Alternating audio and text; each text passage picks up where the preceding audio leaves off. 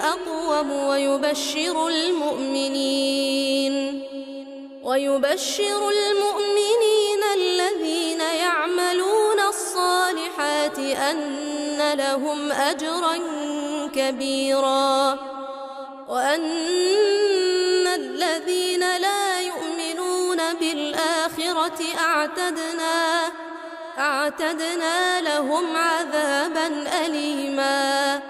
ويدعو الإنسان بالشر دعاءه بالخير، وكان الإنسان عجولا. وجعلنا الليل والنهار آيتين فمحونا آية الليل وجعلنا آية النهار مبصرة، لتبتغوا فضلا من ربكم ولتعلموا عدد السنين والحساب، وكل شيء فصلناه تفصيلا. وكل إنسان ألزمناه طائره في عنقه، ونخرج له يوم القيامة كتابا يلقاه منشورا. اقرأ كتابك كفى بنفسك اليوم عليك حسيبا.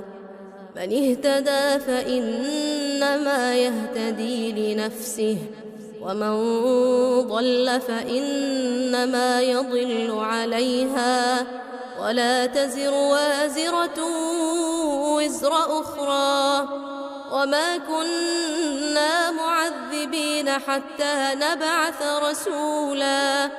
وإذا أردنا أن نهلك قرية أمرنا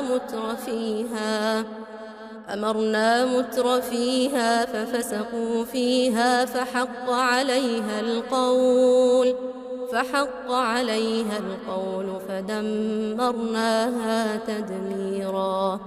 وكم أهلكنا من القرون من بعد نوح، وكفى بربك بذنوب عباده خبيرا بصيرا.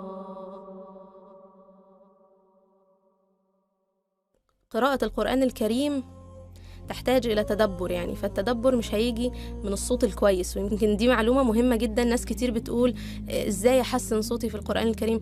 القرآن الكريم ما أنزلش عشان إن إحنا نحسن صوتنا فيه. هو صحيح الصوت الكويس والصوت الحسن بيدعو للتدبر، لكن في المقام الأول نزل عشان نتدبر وعشان نعمل بما فيه، عشان نعمل بما جاء وننتهي عما نهى عنه. فده في المقام الأول وأنا شايفة طبعا إنه مفيش أي منصب أو رفعة ممكن الإنسان يحصل عليها أكتر من إنه هو ينال شرف حامل القرآن الكريم.